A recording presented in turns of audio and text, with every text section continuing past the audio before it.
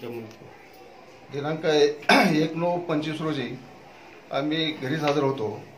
तर दुपारी 16-17 वाजता फोन आला जावयाचा आणि ती फोन मला आणून दिला मुलाने. त्यात ते म्हणले की तर आणून आपल्या सुसाईड केलेली आहे. काय बोलता म्हणलं, का तुम्ही काय मजा करता का म्हणलं. नाही हो, आणून आपल्यात राहिली नाही म्हणली, लागली रडायला. मग मी म्हणलं की काही बरोबर नाही म्हणलं. आम्ही सगळे घाबरून गेलो, भयभीत झालो आम्ही. त्यानंतर एक गाडी मागवली आणि आम्ही सगळेच फॅमिली आणि दुसरे 2-3 लोकांसह पूर्ण मी पुणे येथे गेलो. मग तिथे गेल्यानंतर पोलीस स्टेशन निगडी हे संबंधित ठाणे येतं. ते ठाण्यात जाऊन आम्ही चौकशी केली. तेव्हा ते म्हणले की डेड बॉडी इथं वायसीएम हॉस्पिटलला ठेवलेली आहे, ते जाऊन तुम्ही ओळखा असं म्हणले. ते जाऊन पाहिलं तर मुलीची डेड बॉडी बघितली.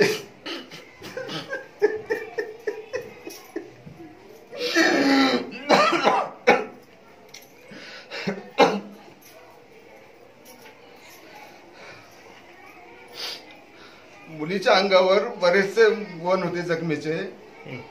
गुडघ्यावर साईडला मोठा वन होता.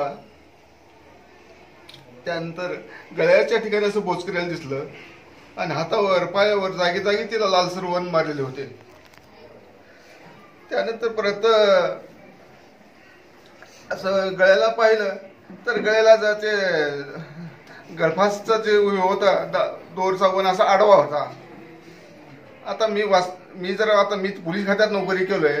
मी असे हँगिंगचे प्रकरण बरेचसे पाहिले तर हँगिंगच्या याच्यामध्ये की दोरीचा जे वन जे आहे यू आकाराचा असं येतो, असं कानापर्यंत येतो वर कानच्या बाजूनं. परंतु कंप्लेंट आहे अर्ध गोलाकार होते. 100% आता म्हणजे मुलीला अगोदर मारून नंतर ती ड्रामा करून तिच्या गळ्याला एक साडीचं पदर बांधून तीच साडीचा एक दुसरा पदर फॅनच्या पत्त्यावर टाकला होता. ते आम्हाला पोलिसने फोटोमध्ये दाखवलं. तर इतका अंधार काय कामाचा, पत्त्याला कुठं बॉडी राहील का? तर त्यांनी काय तर दिवापणा केलेला. तर याची योग्य तेच चौकशी व्हावी आणि गुन्हेगाराला त्वरित अटक व्हावं. जर आता झालं, आता आज 18वा दिवस आहे, आतापर्यंत ते आरोपीचा काही शोध लागलेला नाही. आता 2 दिवस मी मुदत देतोय.